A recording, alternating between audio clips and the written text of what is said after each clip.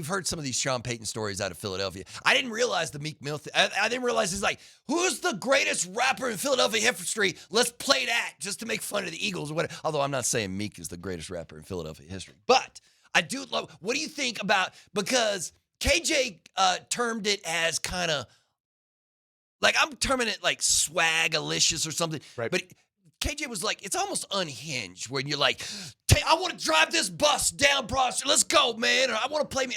Or do you feel like that's football, baby? It is football. Right? Like it's football culture. And you know what that does for Sean Payton is it makes him more approachable. It makes him more likable. Okay. It makes him makes the players in the locker room feels like, oh, he's one of us. One of us. He's one. Yeah. I knew exactly what you got. But in Sean, one thing I'll say about Sean is at times the curmudgeon, a little bit callous, a little bit, he comes bristly, especially with the media. I don't see that with his relationships with the players. No. I think, he's always sporting the Jordans. He's got a Jordan deal, apparently. Yeah. Yeah. It's just one of those guys that I think he's always had that. Almost, it's frankly what he's a little Hollywood. He's got a dang movie after him. Yes, he does. But that's who he is, and it's not. I don't think he's trying hard like the dad's like, hey kids, you see my new Jordans? They're pretty cool, aren't they? Right. Hey, fellow kids. Hey, have you heard about the new? The new number combination that I really like is 6 and 7. Right. I feel you. I feel you. Right. And Sean, it's authenticity, right? Like Sean is authentically Sean. He's always been that way. And even when he's wilding out or getting angry or freaking out or whatever, he's still him. And I think, players appreciate that. Ownership probably appreciates it. I'm sure the fans do as well. Like, as long as you're not Brian Kelly me or whatever, where you're trying, like, it all feels fake, man. It all feels, as long as you're not trying to do that, then I'm with you. I will ride with you until something goes horribly wrong. But you mean people from Massachusetts don't pronounce their kindred spirits as family? No, yeah, that's not the Massachusetts accent. No, you don't fall into that accent. Look who's got Smart Pack. So I think everybody appreciates he's authentic, even when he can sometimes be a jerk face about it or get cranky. Yeah, and I think Sean Payton right now is he righted a ship that seemed like it was off to the wrong. It had charted its course, and it felt like it was not quite on the right path as it relates to the compass, and he got it right back. He corrected, course corrected the path that this team was on.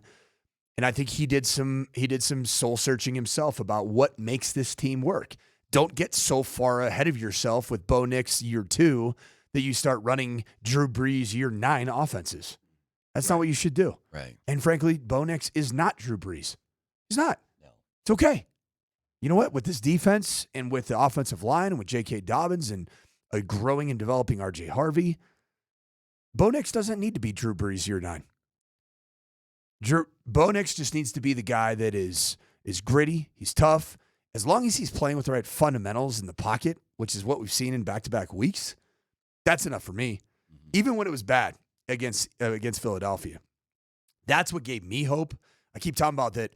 The end of game against the Chargers, I felt like when Bo Nix got the ball in his hands, they were not going to win. You could just see it. You could see the way because he was so frantic in the pocket, man. His feet were all over the place. And when Bo Nix feels like I'm going to stop being cool, off-platform thrower guy. I'm going to stop trying to be, Dylan Raiola, who's trying to stand Patrick Mahomes. That's a little weird. It is. But Bo Nix was even kind of getting caught up in all that stupid off-platform crap. Mm-hmm. Dude, you know what you are? You're the quarterback that needs to be right. And that's okay. You can admit it. Admit that when your feet are anchored in the pocket or you are actively moving and running and throwing on the actual run, not in this weird caught between a poop and a fart kind of world that he was living in, where he was partially, am I running or am I just kind of off platform a little bit? He sucks there. I hate Bo Nix's game when he tries to be that modern, goofy, silly quarterback. Be a traditional quarterback and then throw actively on the run. And you look awesome. You look great. But you know why? It's because he isn't all that incredibly arm talented unless everything else is tied in and looks good. Okay. Do you think, or what scenario do you picture over the next, let's call them 3 games. Let's get through October. Let's finish October. You've got the New York Jets in London. You got the New York Giants at home and the Dallas Cowboys at home. Those are your next 3 games. Those are 3 winnable games. 2 of those teams are terrible. But to keep the momentum going and keep the good times rolling after your 2-game winning streak, what do you have to see over the next 3 games that would make you believe? I mean, I don't think it's unfair to have standards, and the standard should be win these next 3. Okay. Get yourself to 6-2. Why not? Yeah. You're better than the 3 teams that you're playing. Yeah, but up. it's the NFL, which means one of those teams is going to win, right? You probably aren't going to. It's not outside the realm of possibility, but that would be a 5-game winning streak. Total, Okay. And that's what does that sound hella like? sexy What in does the that NFL. sound like? Well, that sounds like a playoff team in Nope. a. Oh, what does it sound like? A team that has rips off a 5-game win streak sounds like a Super Bowl contender. Oh, okay. That's a bold statement, too. But We were that's talking about, my are the point, Jazz though. contenders? Are the Broncos contenders? Yeah. Well, right now, there's probably 12 teams that you could consider. Like, 12 of those teams could win the whole damn thing right now. So, Broncos fan, do you want this team to be for real? Do you want them to be a Super Bowl contender? Then you should ask for this team to win 3 straight against the teams that they have coming up. Mm-hmm. Why not now? Why does it have to wait? No, it does. You're right. It doesn't. It doesn't. It always feels like it will. And the AFC West, man, is right there for the taking. Mm-hmm. Right there for the taking. Yeah.